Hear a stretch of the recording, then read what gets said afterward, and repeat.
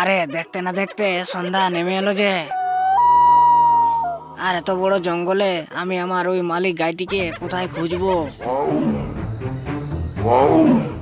আর শুনেছি নাকি এই জঙ্গলে এক বিশাল হায়না থাকে, সে পেলে কাউকে ছাড়ে না। যাই হোক, কোনো রকম করে আমাকে আমার গাইটিকে খুঁজে বের করতেই হবে। কে জানে কখন সে বিপদে আসতে পারে।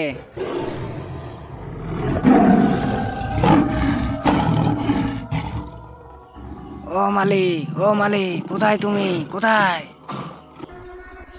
আরে আরে, ওই তো দেখছি মালিক ওখানে ঘাস খাচ্ছে। ও মালিক, এদিকে এসো, এদিকে জলদি করে, তোমাকে না কোথায় কোথায় আমি খুঁজলাম। চলো চলো, এই জঙ্গল থেকে জলদি বেরিয়ে চলো।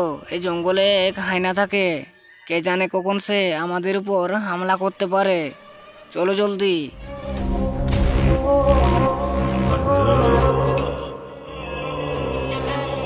আরে এসো এসো, তোমাদেরই অপেক্ষা করতেছিলাম।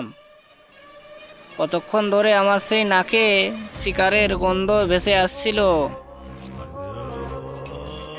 আরে আয়না ভাই, ওরকম বলো না, আমি এই সামনের গ্রামেই থাকি।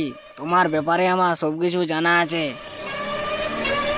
আমার এই মালিগাইটি এই জঙ্গলে হারিয়ে গেছিল, তাই আমি তাকে খুঁজতে এই জঙ্গলে এসেছিলাম, বুঝলে?